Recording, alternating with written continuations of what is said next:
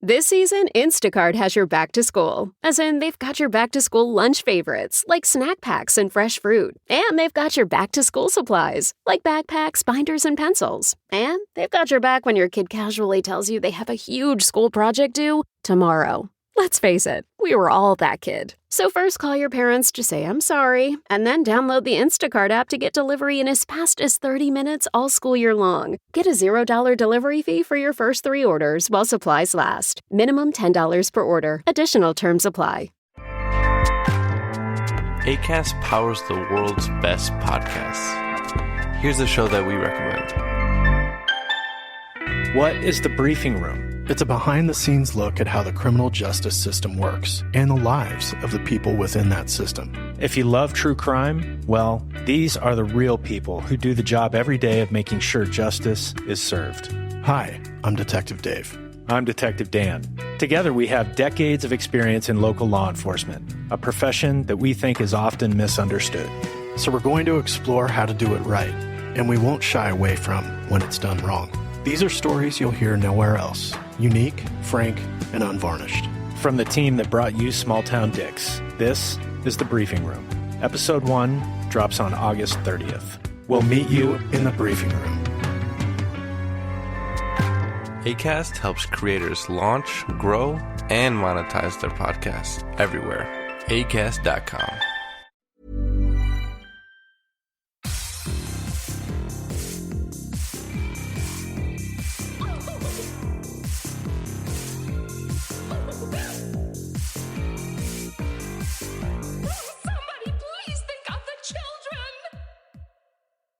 And welcome back to Scarred for Life, the podcast where we open up old wounds by looking back at the films that scared us as kids. I'm Terry. And I'm Mary Beth. Each episode, our special guest will bring with them a movie that traumatized them as a child. February is Women in Horror Month, and in honor of that, we wanted to use this month to highlight women working in the horror industry, from directors to actors to writers. This week, our special guest is Carolyn Mauricette. You can find her work in academic publications, Grimm Magazine, Rue Morgue, and of course her site, View from the Dark, which focuses on genre film reviews and essays from a woman of color perspective. She is also a programmer for Blood in the Snow Film Festival. This week, she will give her lecture, The Omega Man's Utopian Dystopia, for the Black Museum event at the Royal Cinema in Toronto. Welcome to the show. Yay. Thanks for having me. I'm really excited. Oh my gosh, of course. So are we.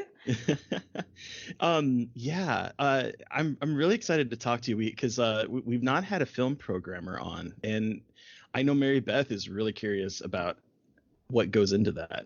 I am. Okay. So you work on the Blood and the Snow Film Festival, which is in Toronto, correct? So it's a. Go ahead. No. No, I was going to say you tell me about the festival. It's Canadian genre film festival, so we focus on Canadian produced, directed, or if there's any kind of Canadian content, actors, that sort of thing. Films, short films, web series, and we just basically showcase them because there's so much talent here that it's a crime not to showcase them, because a lot of productions are filmed here. So we have a lot of talent, people who work already on film productions that are big ticket things. Yeah. So they often do their own side projects. So it's really nice to showcase their own independent stuff. So yeah. That's awesome. How did you get involved with the festival? Well, I started an older blog, and I was covering film festivals in Toronto, and I started going to the Blood in the Snow Film Festival, and it really struck me how nice the team was, and just really it was a nice festival to go to because there were a lot of fans there, and everybody talked to each other, and it was a really nice community feel.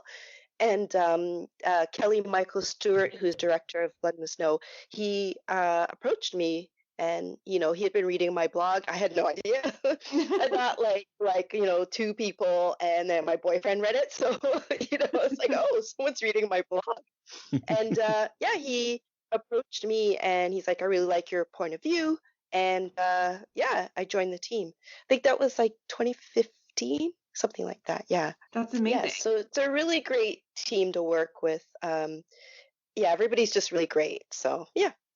And so, sorry, I'm looking at the website and like the poster is really, really cool for this year's in 2020. It's like a really cool, like Yeah. the cover of a comic book, and it's really awesome. But so, can you just like walk me through what it means to be a film programmer for a film festival? Like, what does that even mean? Well, basically, it's a lot of things. So we opened up submissions. Like submissions are open now, and it goes until I believe October, and then so basically it's a year-round thing, and we just watch films that come in, and we vet them, and a lot of it is how films will fit together. So it's kind Okay. of almost like a piecing a puzzle together. Ooh. And Oh, some okay. films, thematically they might not work, or in terms of length, they may not work. Kelly, who's, as I said before, the director, he gets a lot of filmmakers asking him, like, what are you looking for? And a lot of the times, like, he takes from our notes, and obviously he's a producer. He's produced his own independent film, Mm-hmm. and actually quite knowledgeable about the film industry. So he'll tell them, make it shorter. People have, submitted a great film, but the sound quality is just not up to par. And Oh, interesting. as much as we may like it, and some of us do fight for films, I want this film, Yeah. but if the sound's not good, like, unfortunately we won't be able to play it, because the Royal Cinema, where we have our festival, it's a beautiful old cinema, and they use it to mix sound for a lot of feature films. So they have a wonderful sound Oh, system there. okay. So to have like a crummy sounding film, like, it won't wash. And that's the first thing, press, when they come to the film festival, they'll be like, oh, the sound was terrible. So you don't want to put Yeah. them at a disadvantage already, like, it's not fair to the filmmaker. So yeah. What has been like an amazing movie that you have seen at that festival that you wish has gotten more attention? Oh my God. It's probably a hard question. You've seen so many movies, probably. Honestly, all of them. Okay. Like, people come to this film festival with, you're like, you made this film on how much? Yeah. Like, it's really great. One film that's actually getting actually a lot of attention is our Vanguard Award winner from 2019, Audrey Cummings, and it's She Never Died. So it's a sequel to that Henry Rollins movie. Oh, Oh, yeah. I heard about cool. that. So yeah, so she's been getting so much press, and it's really it warms my heart, because she's a wonderful person. She's just a lovely person. The lead, Olenike Adeli, she is incredible as well. She's one of the warmest people. Like, they're just, the whole cast and crew is just a bunch of really nice people, and Love to see that. they. Yeah, it's a great film, and I know it's been getting a lot of buzz. And Audrey Cummings has been basically a Blood in the Snow filmmaker for I think, let's see, she had Berkshire County, Darken, and I think, yeah, so 3 films from what I can remember. Wow. So, and it's not like any bias. It's just like, oh, another great film, like, Yeah. it's a great filmmaker. So yeah, that film's getting a lot of attention. Also Level 16, Oh, yeah. by Daneska Eskerhazy. Eskerhazy, I think I'm mispronouncing her name properly, but she's done well with that as well. That was a good yeah, movie. yeah, it was really good, and low budget again. So they really do make use of their resources, and put out great content. So yeah, but all the films, I really wish that they could get a lot more buzz. But at least we have an industry, I guess, market. It's called Deadly Exposure. So a lot of the filmmakers will come to it. We have industry people coming out and giving, like, panels. They get, like, it's kind of like a speed dating for filmmakers and industry insiders. So they get to talk to people who are in the industry, and they get Oh, advice. wow. And yeah, so that's one of the big draws for the filmmakers. It's not only a fan festival, but it's for the filmmakers as well. So yeah. That's so cool. That's Oh my God. amazing. It sounds like such a good festival. It's so much fun. And yeah, it's in a great part of Toronto. And it's like west of downtown, but it's like a nice little neighborhood. It's like in the Little Italy area, and it's Okay. just this great restaurants. It's so much fun in that area. So everybody has a great time when they come to the festival. Maybe you have That's to make a cool. trip to Toronto in November, Terry. I know, right? I mean, we're all hardy up here, so yeah, it's great. It's a great, and it's November 19th to 24th this year. So That's Awesome. tempting. It really is. I need to get a passport. I don't live that far away. I'm only on the east coast of the states. Toronto is only like an hour flight. It's fine. Oh yeah, come on down. How did you get into horror? I've always liked it. Yeah. My mom was a huge horror fan. It was like my mom and my grandmother would tell my sisters and I stories from the old country. My family's from the West Indies, so they tell us like, oh, just completely like scar us. So as the show Scarred for Life, the podcast. But they would tell us like the most horrifying things, and you're like, oh. And then I would watch like Godzilla movies on Saturday afternoon. Hell yeah. And so I love monsters. I love like the Ray Harryhausen films. Oh yeah. Yeah, just like I love monsters, and I've always loved them. And even like grim fairy tales. I remember I had like a record, and it had like those like the storytelling records you got as a kid. I don't know. Yes. I'm aging myself, but yeah. And I had one with the Grimm fairy tales, and I played that thing all the time because my favorite one is the juniper tree, and it's really morbid, and it's really quite scary for a children's fairy tale, but I love that one. Yeah, and I read a lot because my parents, as you will hear, were very strict. So we just read a lot and drew and watched movies on TV. Yeah. Good God, Wikipedia. This about the juniper tree. The story contains themes of child abuse, murder, cannibalism, and biblical symbolism. Yes. Good God. That's crazy. It's pretty horrific. Yeah. Yeah. Sweet. Okay. I never heard of that before, so I've been like, oh, what is this? I haven't either. But it's funny that you brought up those record books, because when I was growing up, I used to listen to ones that were like superheroes, like there'd be Batman, and it would come with like a little book, and then it would come with like a record with like the big circle missing in the middle. I don't know what the difference was, and I would used to listen to those too. So that's a blast. So you also have a lecture coming up. This episode is going to go live on the 24th, so it's that Friday. Is that correct? 29th, I'm sorry, yeah. 29th. Yeah. And it's about the Omega Man, the movie, right?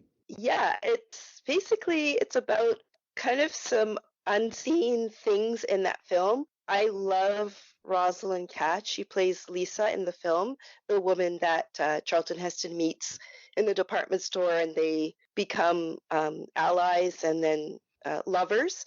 Mhm. And I just, I was thinking, there's not too much about her out there. And I wanted to kind of showcase that and talk about the themes in the film, like authority, the background of the film as well. It's basically a kitchen sink script. So they've got a lot of things going on. And some of the stuff didn't work. Like they kind of made Lisa a kind of an Angela Davis, Black Panther type character.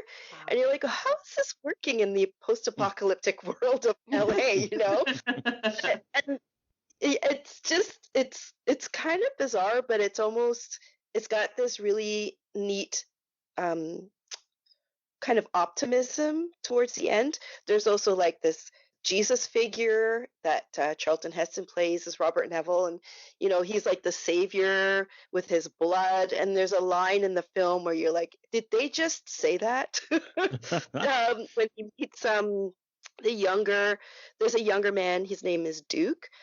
He's played by Paul Coslow. He's talking to Charlton Heston, and he says, yeah,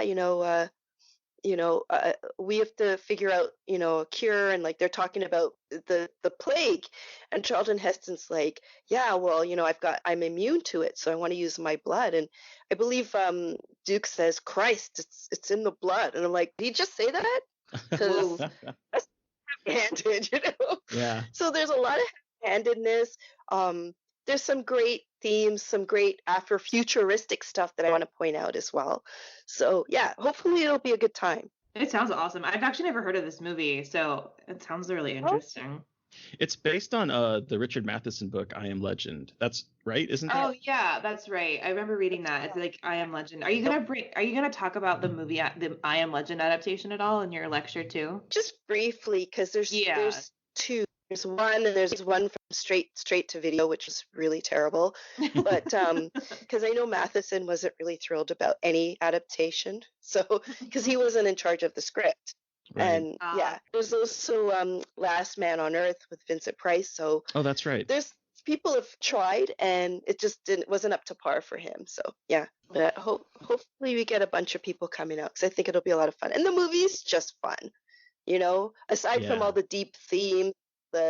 You get like academic about it. It's just kind of fun, and Charlton Heston was kind of loopy in it. So yeah. Isn't it funny how like I feel like a lot of the time for me, I'm always like I have a hard time remembering that movies can just be fun sometimes, and not like straight academic, and like I don't have to constantly like analyze them all the time. Yeah, same boat. And so this event's going through the Black Museum, correct? That's Andrea Subissati. She runs that. Is that correct? Yeah, so it's run now by Paul Karup and Gina Freitag. So yeah, they are curating the Black Museum. So this is the first lecture for 2020. So I'm honored, and I'm really excited to do it for them. So yeah, that's so cool. It sounds awesome. I really wish places did more of this kind of stuff. Because like I would love to be able to go to like these kinds of lectures all the time. I think people really want to come out to these things because, going to a movie is fine, but if you have like some extra content, it just makes it a little bit more interesting, and you become more engaged with the film. So yeah. Yeah. Gives you stuff to mull over too. Yeah. That's cool. So do we want to move into what we've been watching? Yeah. Terry, what have you been watching recently? Okay, I'm going to talk about two things. As we discussed last episode, I have been going through all of my reviews from attending Panic Fest, and this week I have one that I want to talk about because I also want to talk about a new TV show that's coming up. Okay. So the first one is Scare Package. Have either of you seen this one? I've never even heard of it. Oh. Yeah. So it's an anthology horror comedy. It's the tagline is like 7 filmmakers, 7 tales of terror, 0 working cell phones. And it's like it basically it was originally called Tropes, and then they changed it because they thought that probably wasn't going to be very marketable. But it's a movie where like just to kind of give you an idea of what the comedy is. The first segment is called Cold Open, and it's a cold open about there's this like sign that's pointing to there's like a fork in the road, and the sign's pointing left, and it says insane asylum 10 miles. And this guy comes over and basically starts flipping the sign around. You find out that this guy, his name is Mike Myers, and no relation, but he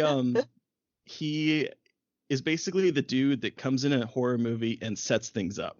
He has no point in the plot, but he's upset with this. He's upset that he is the guy that basically has no motivation. He goes in there, he changes the sign, he hides the cursed object, he leads people down the wrong path. He does all that, and he really wants to be a protagonist. And so the first segment's about him trying to break out of the role that he serves in film. And then it kind of goes from there. It's like the wraparound feature. It takes place in this Rad Chad's Emporium. It's like a video store, and Chad is like he's hiring someone, and you kind of watch these tapes, but each one is completely different. There's one that he calls a feminist body horror. There's one that's kind of like a take on like Fight Club type misogyny in the horror movies. There's a whole wide variety, and it's really funny, and it never overstays its welcome. And I think it's one of those movies that actually, when people say it's by horror fans and for horror fans, I think this is one of those cases. Huh. Okay. So that one is I think making its way around festivals, and I'm hoping it gets some like traction, because I laughed a lot. It was a great crowd pleaser. Cool. And then there's a new Netflix show that is coming out in 2 days after this airs. It's called I Am Not Okay With This. Oh my God, it looks so good. It is very good. It is very good. I It saw is the teaser today, and people are talking about it, and it looks like so much fun. I'm loving that Sophia Lillis is getting all this attention. And I thought of you when I was watching it because you had mentioned last week about how you love that a female character can have like a short hair without it being a plot point. And again, same character, same actor, but it's the same situation here. It's not like anything. And it's not like, I mean, so I guess my one concern seeing the trailer, it seems like it's a kind of derivative of Stranger Things. Does it have that vibe at all? No, I would say no. Oh, okay, cool. It's mostly about so that the setup is that she is a teenage girl who is her family moved around a lot, and they finally moved to this small town. And then a year before the show starts, her father committed suicide. And so she has a lot of unresolved angst from her father's death. She is basically in that kind of boiling pot of like hormones and coming to sexual maturity and like this boiling rage that she feels has no outlet. And then all of a sudden she realizes on top of that she is in love with her best friend Dina, who is also dating the school's jock, who's of course a douche. Oh my God, it's queer too. It's queer too. Oh, yay. I think I saw that trailer just today, I think. Yeah. Because I'm like, wait, is that? Yeah. So she's in love with her best friend, and it's the first best friend that she's ever had because they've moved around a lot. She starts to like realize not only is all of this like crap going on, but she starts to think that she has some kind of psychic ability. Like she makes the douche jock's nose bleed, and she stops water that's annoying her from a faucet, and it seems to be tied to her rage. So it kind of has like this kind of Carrie vibe going to it, as well as like this very, very acerbic and like caustic sense of humor. It's directed by the guy that did last year or a couple years ago the End of the Fucking World adaptation on Netflix. Oh, okay. So it has that kind of like very caustic humor to it. Okay. But yeah, it'll be out in 2 days after this airs, and my review will be live before then. But it's really, really good. I blasted through all 7 episodes in one sitting because I couldn't stop watching it. That's amazing. Oh my gosh, I'm so excited to see it. Yeah, and it's queer. Hell yeah. Love to see it. We absolutely love to see it. But what about you, Mary Beth? What have you been watching? So I finally watched Alita Battle Angel. Oh yes, I saw you on Twitter talking about that. I've not seen it. It sucks. I also like I hate it when like Western studios are like we're gonna take an anime and make it white, but give her big anime eyes, and it frustrates me to no end because like I have the manga and like I really like the manga, but I don't know, it just is one of those things where I was like, this is just not working for me. I don't know, it was terrible. I'd seen so many people I knew talk about how much they liked it, and so like on a whim, Steve and I were like, we'll just watch it, it'll be fun. It's like a random like Friday night thing. It was terrible. It was like a waste of 2 hours. I know, it was lame. But then I rewatched Constantine today because I'm writing about it, because tomorrow, well, we're recording on the 17th. Tomorrow, the 18th, is the 15th anniversary of Constantine's release. Oh, wow. And I just love that movie so much. I know that it's like not the best movie, but I have a soft spot in my heart for that movie, and I always like talking about it. Keanu Reeves being hot and fighting demons. I mean, like, you can't go wrong. You can't go wrong. No, and Tilda Swinton. I love that movie myself. I love it. I love Tilda. I love Keanu. I love everything about that movie. So I'm with you, Mary Beth. It's so good. I was just like, I was writing about it and I was like, well, I've seen this enough times, but I should just put it on to like refresh my memory. And it's one of those like, I'm not even going to say guilty pleasure. It's just like one of those movies that I will defend. I have a couple movies, like everyone has those movies that are like technically bad, but you love them anyway and defend them. And that is one of them for sure. Well, it's funny because I was a fan of the graphic novel because my sister used to read it, so I would read it after her. And I don't know, I didn't have a problem with the movie. I know it's a completely different animal. So yeah. Anyway. Yeah, I haven't read the graphic novel. I want to though, because I love horror. I mean, I love graphic novels. I love horror graphic novels. I just haven't read Constantine. But I've just heard people say it's kind of like lame, and I'm like, but it's not lame. It's lots of demon fighting. It's real cool. And as we will talk about later, I obviously have a thing for movies about demons. So like, What? me, I don't know. Anyway, Carolyn, what have you been watching, reading, playing? What if I actually finished the October Faction. So I watched. On Have you guys? Netflix? Yeah. How was that? You know what? I actually have the graphic novels, and I read like I think maybe the first 4, and then I just got inundated with other things. I think I have maybe 12 issues of it, and I liked it. And then when I'm like, oh, is this TV show the same thing? And you know, it's good. Also, I don't know if you guys know who Stephen McHattie is, but he's Yes. he is. Yes, Oh, he's in Pontypool. He's in Pontypool, right? Yeah. Okay. He's been in Seinfeld. He's been in The Watchmen, the film. Yeah. So I'm a huge fan of his. I'm like, I love this man. So he's also in it. So that's when I was like, what? So I had to watch it. I like the storyline. I love that there's twins in it, and the brother, he is gay. So it's great to see that. And I just feel like there's a certain point where the whole show kind of lacks a bit of energy. I don't. Okay. Just like, okay, they've got a lot of people of color on the show, which is great. But there's just there's something about it that's just missing just a touch of energy. It's a little off. Yeah. Well, I know that it came out around the same time as Lock and Key. Like you, I've read the comics, or at least some of them, and then I got kind of sidetracked for them. But I did love that the son is unapologetically gay, and I think that's amazing. And I kind of was wondering if it was going to lack energy, though. I've only seen the first episode, but would you recommend it overall, though? Yeah, I would say give it a watch, because this is what bothers me, is that you get a first season about a show, and it's like maybe not really hitting that mark, but then they cancel it and they don't give it a chance. So you need to give this a chance. You know, it has potential, and maybe they can kind of I don't know, do something to it. I don't know what they need to do, but I think the performances are really good, but there's just something about it. I don't know, but I really want them to give it another chance, because I'm really upset that they canceled Marianne. So yes, really angry. So they need to like give this show a chance.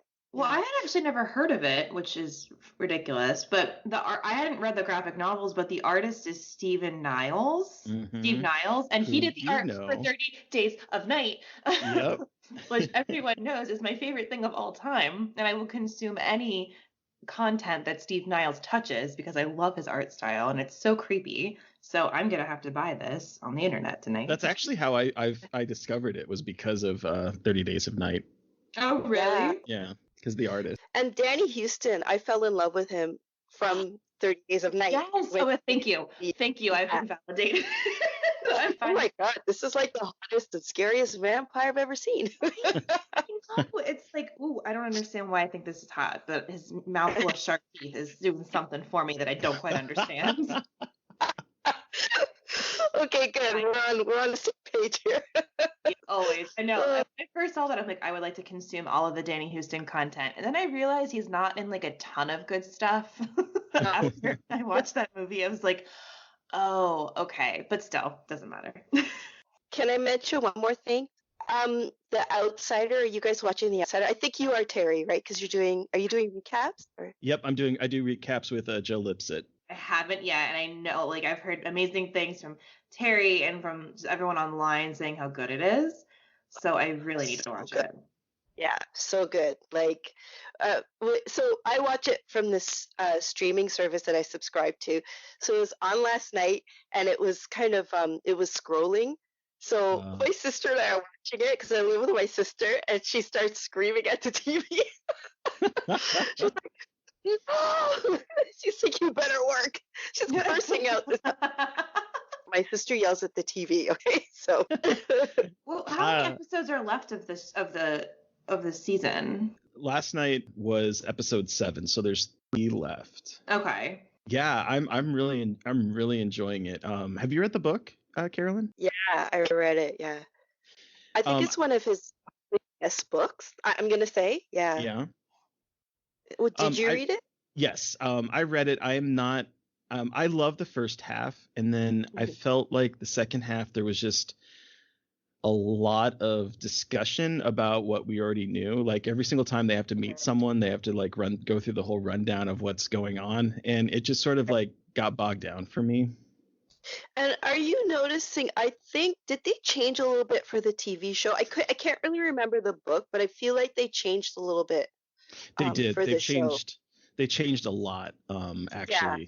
But like the thing that I'm happy about is that they gave Holly, who's played to perfection in this by Cynthia Erivo. She is fantastic in this, and the show has given her a lot more to do than the book did. Oh, so, good. Yeah. I need to watch it. It's like one of those things that like I need to watch, but it kind of falls to the wayside with like all the other things I'm watching. But I will prioritize it now that I've got so many recommendations of it. Yeah, it's good. Cool. Okay, so we've talked about what we're watching now, but do we want to start talking about the movie that Carolyn has brought?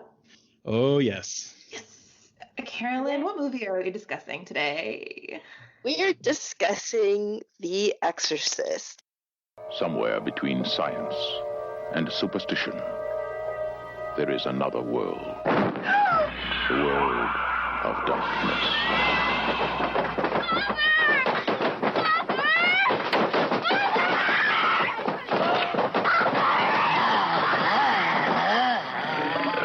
Nobody expected it. All right, let's see what the... Nobody believed it. And nothing could stop it. The one hope. The only hope. The Exorcist. Finally, okay, so for those of you who have never heard of The Exorcist or know what it is, I'm sorry, but just as a refresher, so The Exorcist is about single mother Chris McNeil, played by Ellen Burstyn, who is temporarily living in Washington, D.C. while filming a movie. She notices dramatic and violent changes in the behavior of her 12-year-old daughter, Reagan, Linda Blair. Meanwhile, a young priest named Father Karras, played by Jason Miller, is struggling with his faith while dealing with his mother's terminal illness, and an elderly priest named Father Marin, Max von Sydow, discovers that an old demonic entity is sneaking its way into Washington that's going to force these 3 people together to battle against the devil. Ooh. Also, I drove past, so I live in Washington, D.C., and I drove past the Exorcist stairs last night, and I was like I was like, all right, getting ready for the podcast, because they're like right in Georgetown. And they're real creepy at night. Wow. Yeah, that's really creepy at night. Wow. So, how old were you, Carolyn, when you saw this movie, and what about it kind of terrified you? Well, I think I was about the same age as Reagan in the movie. I think I was about 11 or 12. Oh, wow. And yeah, and it was on TV. So, I mean, you know how they put films on and it's edited out. So I didn't see like the full version until I think I rented like a VHS or something later on. But yeah, I watched it. I guess it freaked me out because my family, my family's Catholic. So my parents were super Catholic. And we lived with my grandmother, my dad's mom, and she was super religious. So it was kind of my memory's really bad, but I do remember sitting on our orange shag carpet in front of the TV with my sister, and the family was kind of gathered around. It was like an event. Oh, The Exorcist. And we watched it, and I was like, oh my God, I'm her age. I also had like a lot of medical issues when I was younger. So seeing her like in the hospital and like all that. And I remember my grandmother going, see, this is what happens. Oh my God. Really? So yeah. And I vaguely, I was talking to my sister about this, and she goes, yeah, I can't really remember. We were just all watching it. But I do remember, now I don't know if this is just because my grandmother did this all the time, but I'm pretty sure she had a rosary in her hand. So when we were watching the movie, so all of that combined created like this, like terrifying soup that I was swimming in for years, let's just say. Oh my God. A rosary in you're just like this is like a perfect storm of having that movie like literally scar you for life as you're just like sitting there with your whole family. And you know what's funny is like I borrowed my boyfriend is like a movie collector, so he had like the director's cut, so I borrowed it from him. So I'm watching it, and like I think the opening scenes are a bit extended. There's a few extended scenes. Yeah. So when Father Marin's in Iraq and he sees the statue of Pazuzu, and I'm like, so I had a phobia of statues for years, and I never knew where it came from. And I was watching the movie like earlier this week, and I was like, that's where it's come from. Because whoa. like I had to talk to a therapist about it. Like it was nuts. Like and like I still have slight issues going into like museums and that sort of thing. If there's a really big statue, I can't handle it. So Wow. yeah, my phobia for statues came from that movie. That's Holy crazy. shit. Yeah. Wow. Yeah, and I was like, it just kind of clicked. I was like, oh my God, that's where I got it from. Yeah. I Thanks, mean, it is Gran. a gnarly statue. And Yeah, I noticed this it's gnarly. time, I was like, does it have a snake penis? It Like, does. it's like, what is going on down there? Casual snake penis. Yeah, as you do. So we used to go to church every Sunday. This is like, I'm sorry, this is like a Catholic therapy session here, Oh, but don't my worry. I have a similar relationship to the movie. we're sitting in the pews, and like my grandmother's like, you have to be a good girl because Jesus is on the cross. And like in our church, we had like a pretty gory looking crucified Christ, gigantic statue, Yes. and blood on his hands. She's like, yeah, Jesus is watching you. And I'm like, oh, thanks. Thank you. I'm not doing anything bad. So I have two older sisters, and the eldest one left home young. So it was my other sister and I, we were like, like partners in crime, and we lived behind the Iron Curtain, so to speak, of highly religious parents, so we couldn't do anything. So it was like, we were good kids. We didn't do anything wrong, but that constant, like, God's watching you. It's like, I can't do anything, Anyway, 15 tattoos later, here I am. I'm doing it all now. Anyway, That's amazing. So I went off on a tangent. Sorry. No, Oh, please don't do. apologize. Wow. Yeah, I have so I was raised sort of Catholic, not as strict. Now I was not raised as like strictly Catholic as I think you were, but I was raised Catholic, like with my dad's side of the family, like being very Irish and very Catholic and like constantly like praying the rosary, and there was lots of like crucifixes around the house and like stuff that freaked me out because I feel like I've always had like a weird phobia of Catholicism because of that. I don't know, it's weird. So I didn't see The Exorcist until I was probably like in high school. But if I was, and I guess I was like assuming that because I was older, it wasn't going to freak me out. But like that movie filled me with dread in a way that I was not expecting. And my dad, who I don't really talk to anymore, like got me really into the movie, and he's super scared of demons. Like I can't say the name Pazuzu in front of my dad because he's like, you're going to invoke the demon. Like my dad legitimately believes that they are real, which is like, that's a whole other thing to unpack for him, but we won't do that right now. But like he instilled in me this like really weird fear of the demonic. And so whenever I watch The Exorcist, it like gives me like a cold pit in my stomach that like somehow it's going to transfer over to me. And so this movie is like very scary to me. It continues to be scary, even though I know that like that fear is very irrational. It just like kind of hits you in your like on a subconscious level, especially with the subject matter of that film. Yeah, I don't know, weird shit. It's weird. Catholic families are weird.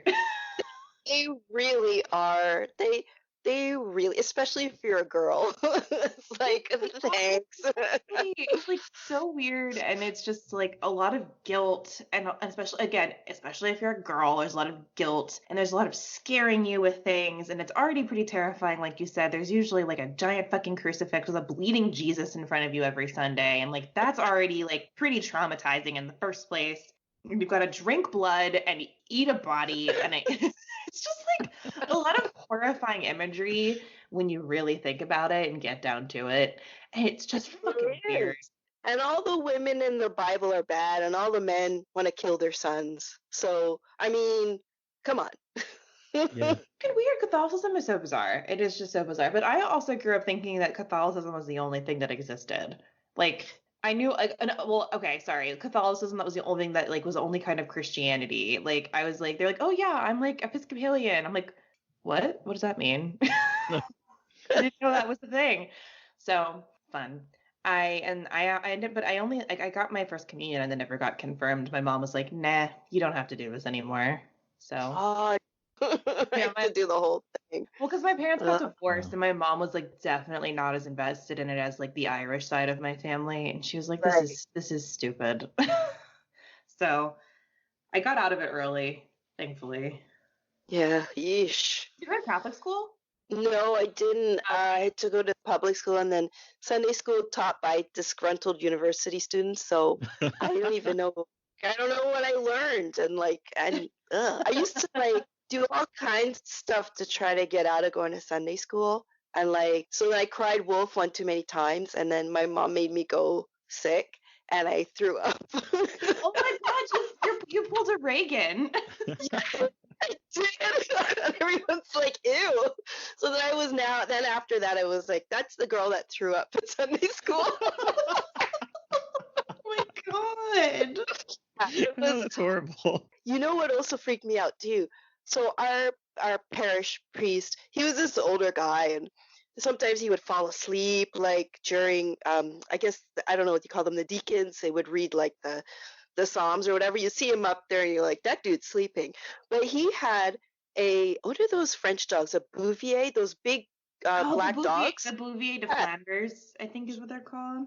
Normally they're really good-natured dogs. He had a hellhound. Like this dog, the only person that could walk it was his housekeeper. And like if you walked past it, it was like rah rah, like it was like in attack mode all the time. So I was kind of, after watching all those like horror movies and based in Christianity, and seeing like jackals like in The Omen, I'm like, is he the devil? So that's how my childhood mind worked. So there you go. Yeah. So crazy.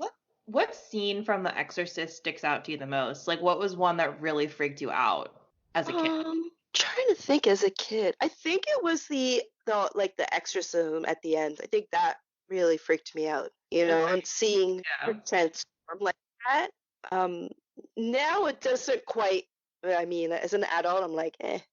I thought like the beginning of the film was a lot more like, it was very masterful in the suspense, building that suspense and introducing each character. But the exorcism itself, I was like, eh. It doesn't translate to now for me. Yeah. So people who listen to the podcast know that I do not really care for this movie, and I don't really know. I don't remember. I have no memory of watching this. I know that I saw it when I was a kid, but I have no recollection of it. And the only time I really remember seeing this movie was probably in, I think, 2000, when the version you've never seen or whatever came to theaters, and the movie's just never really worked for me. Kind of piggybacking off what you said, Carolyn, I think rewatching it this week, the thing that I really enjoyed was the first half, because like it kind of taps into that fear of like a mom trying to figure out what's wrong with her daughter. And I felt that was very well done. And that was actually for me the most intense part. When the actual exorcism came, it kind of turns into a movie monster, and it kind of lost the thrill, I guess, for me. And I think that might be what's always bothered me about it. But I don't know. I think, yeah, I would have to agree. As a little kid, seeing like, her head spinning and the scarf and everything, that's scary. but then I guess maybe as our needs in terms of watching a film change, and I actually agree with you. And I was actually, when I made my notes, I'm like, oh, like, she doesn't know what's wrong with her daughter, and that's freaking her out. Like, this is like her daughter is her life, and Yeah. she's acting out in such a strange way, and doctors don't know what's wrong with her, and blah blah blah, and she's hearing them say all these, using these terms, and she's like, what's wrong with my daughter? So yeah, I think that for me as an adult is the more terrifying part. Yeah. For me, I'm kind of I'm the opposite. I never grew up with religion. I've mentioned on the show before where I can probably count, or if we're not considering a wedding or a funeral, on like maybe 2 or 3 fingers the amount of times I've been in a church. It was just not something that I grew up with. So like the whole religious thing never really did anything for me. But when I would put out a call on Twitter asking if people had any stories about it, I did get one from a friend of the show, Stephen Kess, who his Twitter's @afacelessname. He said the scary part is having a sick child that not only cannot be cured, it cannot be diagnosed. Fear for your child is real. I know because I was that child. So like I think that is what really this time drew me more into the narrative. Yeah, I think that, because I was a fairly sickly child. I was also I guess what you would call I am a highly sensitive person. So, and I think I suffered from anxiety as a child, but because, and Mary Beth, I'm sure you know this, if there's something wrong, you just pray. So I was told to pray a lot, and I had like a few traumatic things happen to me. I lost my hair. I have alopecia. So it eventually grew back, but when you lose your hair as a 12-year-old, 13-year-old, that's it's like traumatizing. Very traumatizing. Children are mean. Yes, they sure fucking are. Really mean. So then instead of my mom, like, I mean, they did the best they could. My parents, they both passed away, but they were lovely people, and my dad was always the life of the party, and they're wonderful people. But I mean, when you're raised in a religion, sometimes like outside influences, they don't want that because they figure this is all you need. So I wasn't taken to like a therapist or anything. So luckily I had a cousin who was a nurse, and she came to stay for a summer with us. And she was wonderful because I think she understood that I was going through some, issues. And so she would talk to me, and that really helped. But yeah, like, and looking at my parents on their side, they're like, well, what's wrong with, they can't figure out why she's lost all her hair. Does that mean she's got a bigger issue? Like, that's worrying for them too. So yeah, like you can relate the first half of the film to your own experiences for sure. It's funny how this movie kind of gets held up with like being like the scariest movie ever made, right? And there was a couple stories. We got one from Nina Nesseth. I don't know how to pronounce her Twitter handle, Sestmabiology. But I apologize, Nina. But she sent me a private message, and it kind of made me laugh. She says that her mom forbade her from watching this, and her dad watched it with her, and it turned into this big thing where strange stuff started happening that matched beats of the movie. For example, a rat infestation making noises in the walls where there were no rats to be found, faucets opening on their own, and she was terrified she was going to be possessed. She also lived at a 666 address, and her mom believed there was a poltergeist following her. And one time, when she was at a used bookstore, she walked into a shelf and a book fell off and hit her, and it was a French copy of The Exorcist. Oh my God. Oh. So there's like a lot. There's no shortage of stories on Twitter about this movie traumatizing them. Wow, that's pretty insane, actually. Wow. Yeah, I thought that was a fun one. When I got that, and I was like, I gotta share this. Do you mind if I share this? And she's like, of course. And I think something like that bothered me as I watched it as an adult is like how the narrative shifts to the hot young priest, which always bothers me because like a lot of obviously like the scariness is around like the scary young girl Reagan and how she turns into this horrible creature. But then a lot of the movie is about this crisis of faith about this young priest, and it's interesting how so many of these like possession movies, like The Exorcist, The Last Exorcism, Exorcism of Emily Rose. Yeah, like a lot of The Entity. Yes. Just have so much. They wouldn't. These narratives wouldn't exist without the female characters, but they're not really about the female characters. It's about how the female characters provide some kind of like catharsis for a male character, and that's super frustrating. Like to think about a movie and like, I mean, this is just, I guess, for film history in general, really understanding like what these movies were actually saying, and you watch them and you're like, wait, we hype this up as such a good movie, but like the messaging is kind of damaging to me. I mean, maybe that's like thinking too much into it, and I don't want to like take away from the importance of The Exorcist, but like it is important to notice that like the message behind that movie is a little bit like toxic, which is a lot of older horror movies, I guess you could say that about. But there are like a lot of parts of that movie that you're just like, cool. So I guess the female body is just unruly and monstrous and is just like turned into a medical experiment and is just abused for men to use as either an experiment or as a catharsis for their own faith. And it's just frustrating. I absolutely agree. It's funny because I made some notes on that. I found this article on womeninhollywood.com, and it's called Examining the Woman Anxiety Problem in The Exorcist. Ooh. So to check that out, it's really good because when I was like watching it, I'm like, I feel like women are like with women and religion, we're already we're like walking targets, and we're already guilty before things happen. Yep. And this is like a perfect example, like even witch trials, like the female, as you're saying, the female body is already a target. So it's really interesting that you say that, because I was thinking exactly the same thing. Yeah. Yeah. One of my colleagues at another site I write for wrote an article about them, like how the female body in Exorcist and Rosemary's Baby is medicalized, if that's the right word. Like the female body is like a site of experimentation, and that's even a case in a movie we talked about, like The Entity that you just mentioned, Terry. Like female anxiety just becomes like a toy for male doctors to play with. Yep. And it's really frustrating. And it's just, I don't know, and especially as like a woman with a lot of anxiety all the time, it's just kind of like, it is both heartening to see that we are slightly changing in terms of how we are viewing women's mental illness, but also so frustrating that for the longest time, like women's anxiety was just kind of like shrugged off and seen as hysteria, and it just pisses me off to no end. Because boy, oh boy, if I was not born now, I would be absolutely screwed. The same.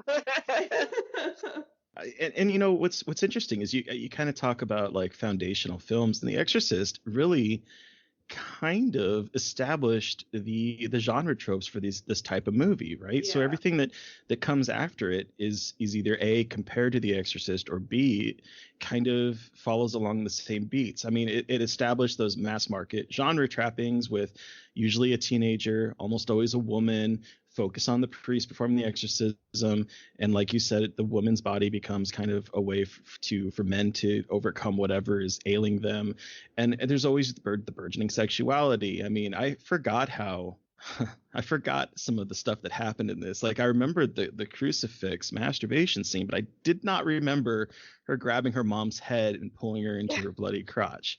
I did not remember that. Yes. Yeah. It's wild. So insane. Yeah. Like, and so, okay, I complain about The Exorcist, but obviously it is like a foundational horror text, and I love the movie. But again, like, it is important for us to like look at the movies we love and understand that perhaps there are some problems with the classics, and that, looking to the classics for inspiration, but also realizing like, what can we do better now that we realize that like hey, women are people and like anxiety is a real thing, and perhaps that we shouldn't treat like female bodies or like non-cis white male bodies like shit. And like I would love to see like, okay, I know we don't want more reboots, but like it would be really cool to see something that's like kind of like The Exorcist, but like with a woman of color in it, or like a queer person, or like I don't know, just like an updated version of that for the now. Well, have you seen The Exorcist, the TV series? Have you watched that? I have not, and I've only ever heard of it from one person who I love, who is obsessed with it, who I used to work with, and I've heard really good things about it. Yeah, it was really well done. Terry, have you seen it or? I've seen like I think half of the first season, and I really enjoyed what I saw. It just came out at such a bad time that I got sidetracked with other things.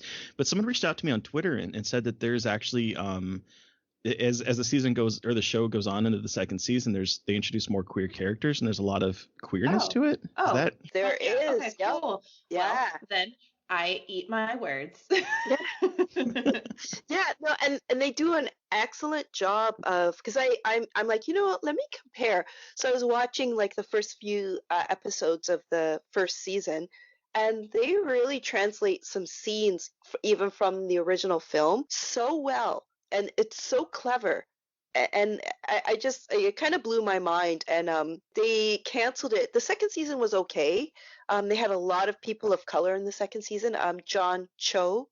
Okay. He was really good.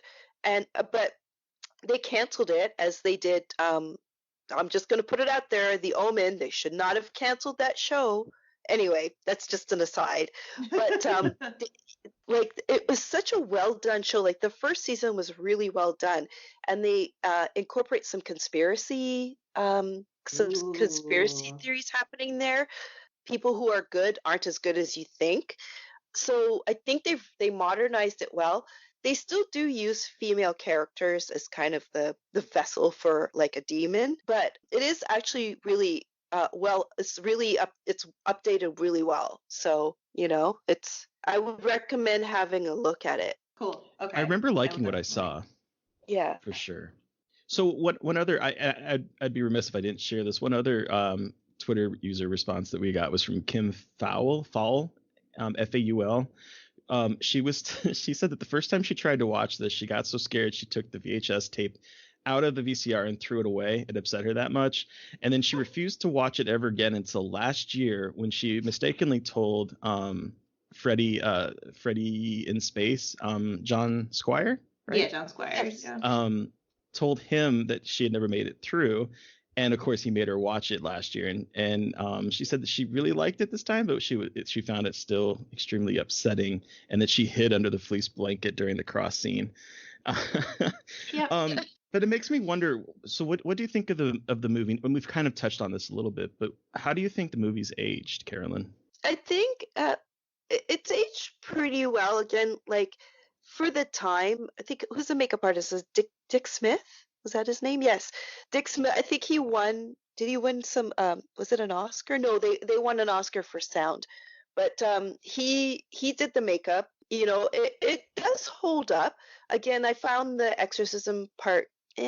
Still, I'm like, okay, but I found the performances of Max von Sydow and Jason Miller to really be the crux of it for me towards the ending.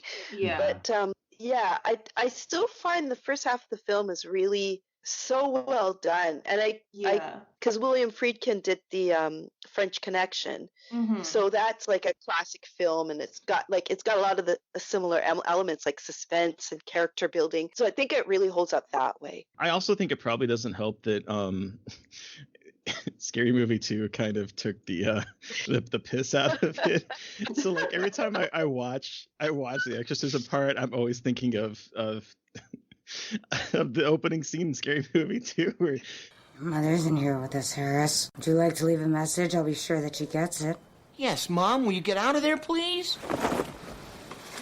You're no fun! I'm working.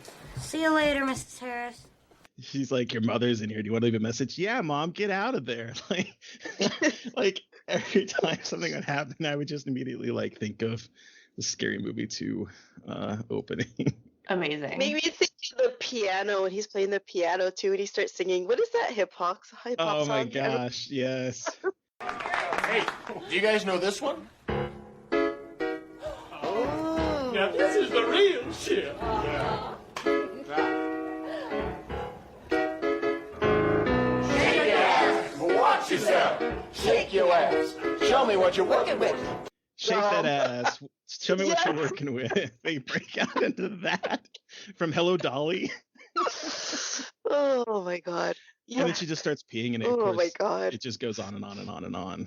But what about you, Mary Beth? Yeah. How do you think the movie aged? I mean, Used to be besides that one, the complaint I had, obviously, I still think it holds up. I mean, I had to watch this. I took a horror film class in college, and I watched it in class, and then I watched it a couple years later when they were screening it again for that class. And it really still puts me on edge, especially like the sound design. I think I paid a lot more attention to that when like I was in film classes and really thinking about the different elements of a movie, and the sound design and the music for that film are just so off-putting and so uncomfortable. And I think the use of practical effects really helps it stand out. And I think it's, despite like my issues with like gender representation, it's such an effective film in terms of fear and anxiety and like preying on that Catholic anxiety. I mean, it really does scare the shit out of you if you were raised Catholic, but even if you weren't raised Catholic, I think it still is a very tense, terrifying film. So, I mean, I think it holds up, and I think it's never going to go away as one of those like classic horror movies that everyone talks about. Right. It is a masterclass in creating tension and suspense, I think. So, yeah. Cool. Well, I was hoping that my thoughts would change on this rewatch, and they really didn't. But the one thing that I did really actually kind of got me a little bit was the very end, when after all of this shit, Reagan is back to being, a little girl, and she's crying in the corner, and her mom doesn't immediately go over to her.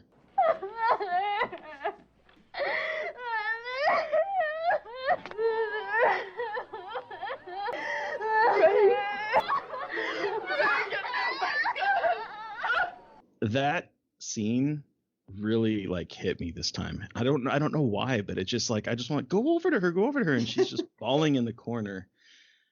Yeah. I didn't even think about that. But I mean, like, that both of them are just so traumatized from everything they've seen and been through. They're probably just terrified of each other and like what the other is capable of. It's so weird. Right. Also, I remember reading a lot about this movie when it came out. Like the whole the set was haunted and like cursed. And I just wanted to mention that because I'm always like very fascinated when like sets of horror movies seem cursed or haunted, and that always like lend to me, as someone who is like very easily convinced that entities are real, it like lends to the fear for me, and like kind of lends to the overall like air of the film. I mean, who knows like how much of it was real, but I think like the set burned down at one point. One of the actors died. People were getting sick apparently. It was Yeah, it joins like Macbeth as being like, performance that everyone is haunted by. And what were you gonna say, Carolyn? I think some like priests that were consultants. So apparently they blessed the cast a couple times just to make sure. Just to make sure. I guess it didn't work. Yeah. Okay, so Ellen Burstyn claims that 9 people were killed during the making of the film, but the guy who plays Burke Dennings, he did die from a heart attack after completing his work on set. That was technically related to a case of the flu, but I think just because of like the timing, everyone was like, "Oh, yep, it's the film." So, yeah. Whew. Anyway, I just wanted to bring that up because I think that's like it adds a little bit of spookiness to the movie. Yeah, for sure. Yeah. Kind of gives it like that legend quality to it, the mythos to it. Yeah. And actually, I think have you guys seen any of the sequels like Exorcist 2 and 3? I have not. No. I've seen the third one. Yeah, Exorcist 2 is not good. I feel like this is not good. Like, and like, I feel like the TV series is a decent sequel. It really does hold up. But Exorcist 2 is really bizarre. And if you ever get a chance to watch it, like, I think my sister and I watched it on TV, I don't know, maybe in the 90s. And I was like, what the hell's going on? And there's locusts, there's like, it's not good. And I feel bad for Linda Blair because, she's like, she's probably getting over being that character and then going back to it. And I don't know, it wasn't really necessary. It wasn't necessary. I remember liking the third one. Everyone talks about the jump scare. Yeah, oh, it's so good. That's like the big thing I always remember about that movie is the jump scare in the hospital. Yeah. Actually, I went with a friend, two of my girlfriends, and one of them left after that scene. She's like, I can't watch this. Oh my God. I'm like, really? Yeah, and she's like, nope. Well, she wasn't really into horror, so we just thought, oh, let's go see this. Oh, okay. And she was like, later. She waited for us in the lobby. Because we were total bitches, and we're like, sorry, we're watching this. We're watching. You can wait out there. I get it. I feel like I paid money for this ticket. You cannot make me leave. Right. I will sit through some unbearable shit to make sure I get my movie tickets worth sometimes. Yeah, same. Well, thank you, Carolyn, for joining us to talk about the horrors of The Exorcist. Where can our listeners find you, and what do you have coming up? So you can find me on Twitter at VFDPixie, and I haven't written too much on my my website for a while, View from the Dark, just because I've been doing a few other things. One of them, which is the lecture happening on February the 29th at the Royal Cinema on the Omega Man. So yeah, you can find me there. And we'll put links to that in the show notes so that you guys can go see it, because it sounds like it's going to be great, and you got to go out there and support local theater and stuff. If you're in Toronto, come out. And also submissions are open for Blood in the Snow, so you can just look up bloodinthesnow.ca if you have any kind of Canadian connection and want to submit a film. Do it, guys. Perfect. So you've heard from us, but we want to hear from you.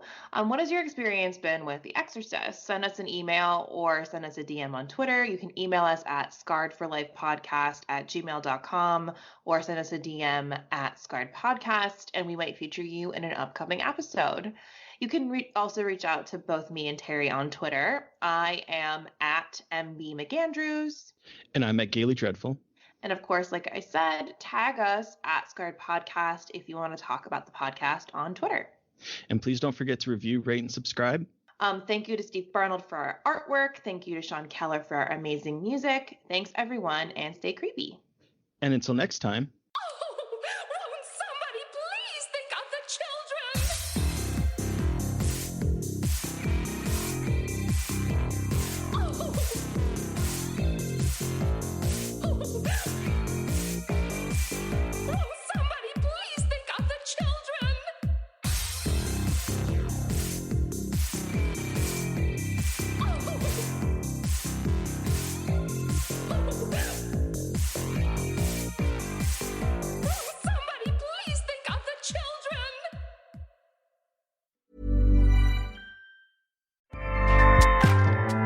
Acast powers the world's best podcasts. Here's a show that we recommend. What is The Briefing Room? It's a behind-the-scenes look at how the criminal justice system works and the lives of the people within that system. If you love true crime, well, these are the real people who do the job every day of making sure justice is served. Hi, I'm Detective Dave. I'm Detective Dan.